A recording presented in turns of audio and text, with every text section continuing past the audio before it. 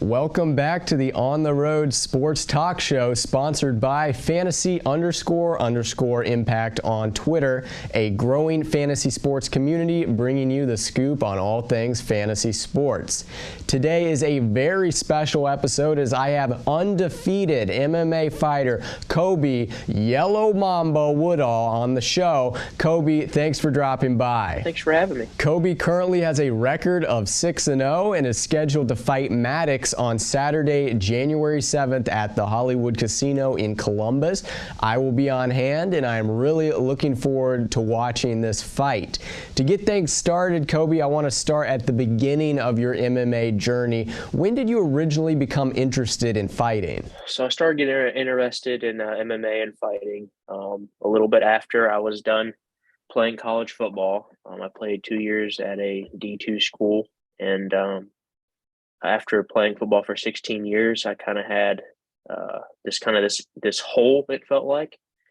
You get so used to that schedule and just going to practice every day. And after that's taken away and it was such a main thing in your life, I was like, man, I need to do something else, because I was just going to work and lifting weights, and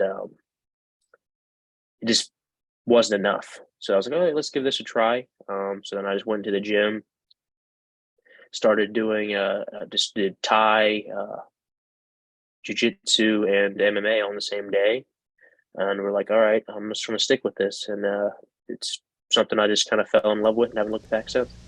Great motivation behind your journey, no doubt about it. Have there been any fighters you have looked up to or maybe tried to emulate through the years?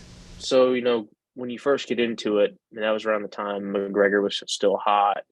I remember watching John Jones versus Reyes, and then all the DC Stipe fights. That was just when I first started, and I became such a hardcore fan since then, because that's when I started, I was super casual, But now definitely, I love Volkanovski. I can watch Volkanovski. I try to, body type wise, I'm kind of similar to Volkanovski, so that style really works out for me. And then as you watch more and more fighters compete, and you kind of see who's teammates with who, they kind of have the same styles, but it just kind of fits their body types.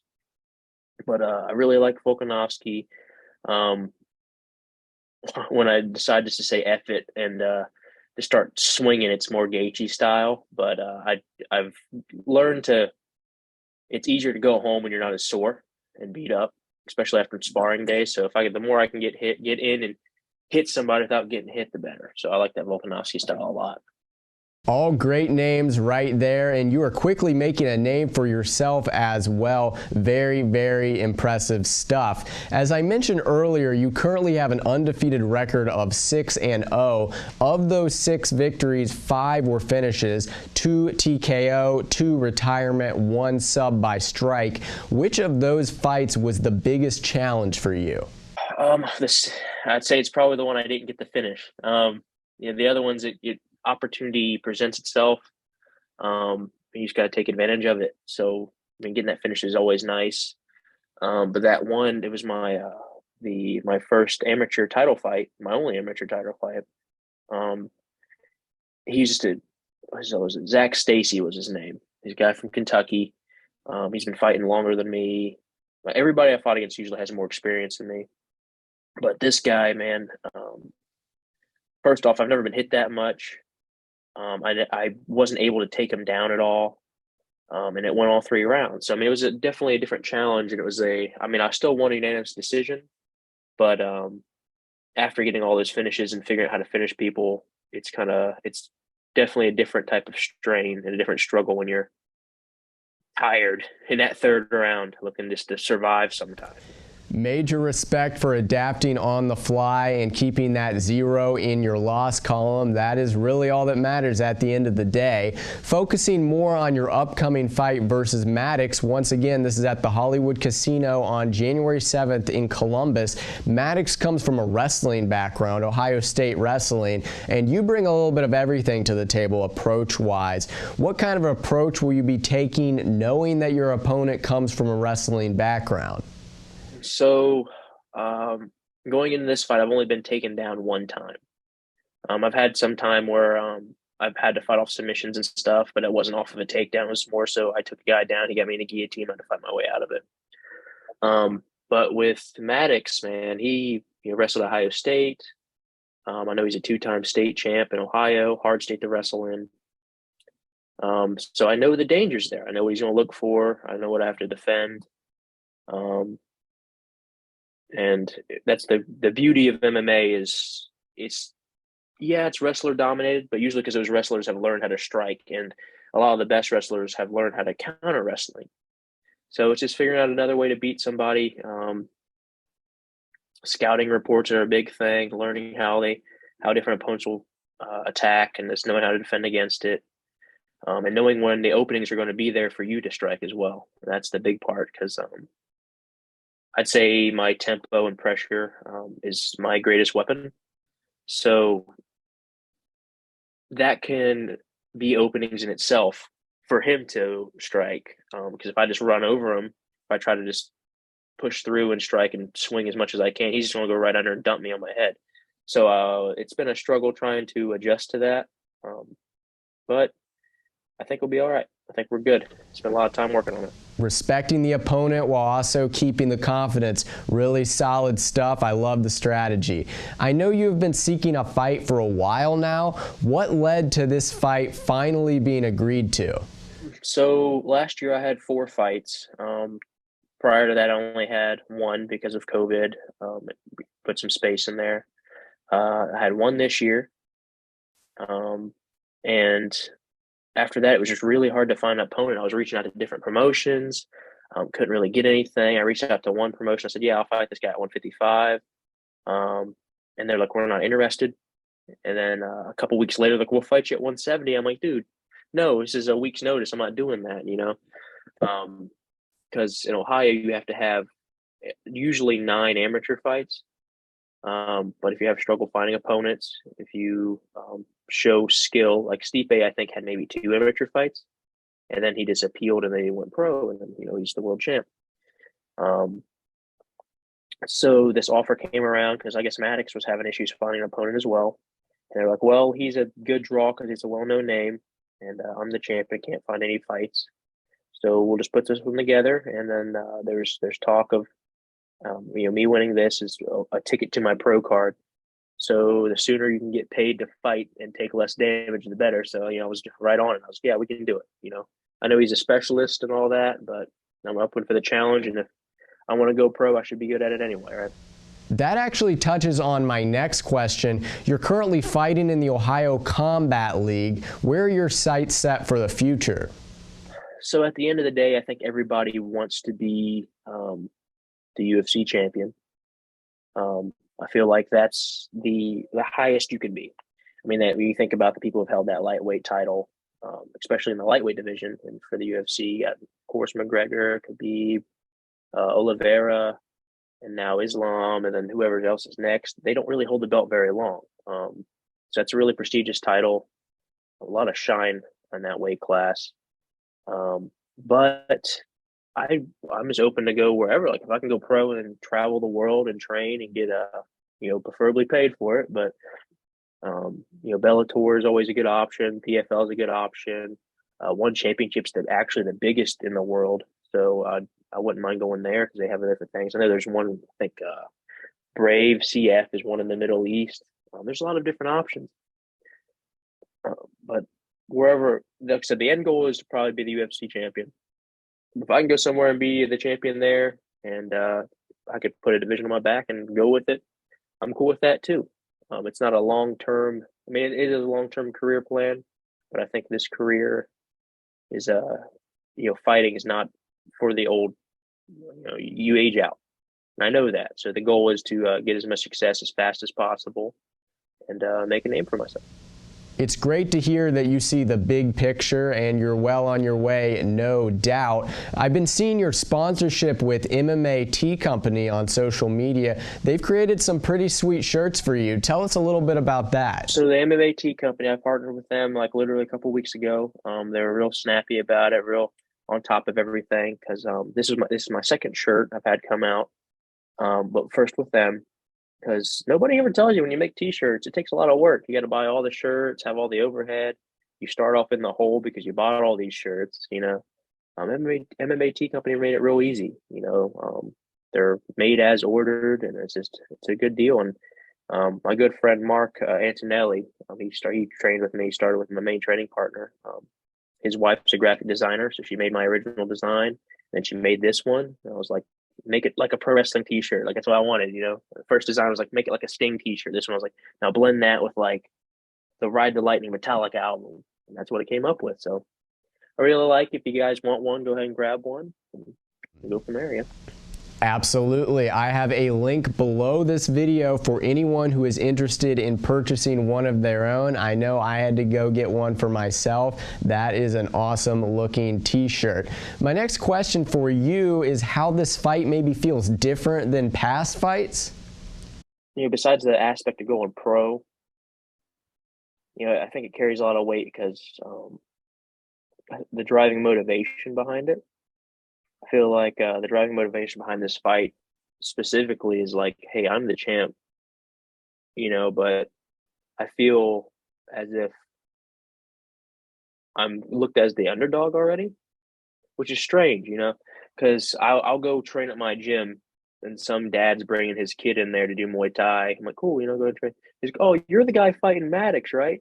I'm like, well, he's fighting me, dude. Like, I get it. You know who he is, but like, I'm the undefeated guy. So that's always a driving factor in this fight. I know my coach specifically was wanting a wrestling prodigy, if you want to say that's what he is or what he was.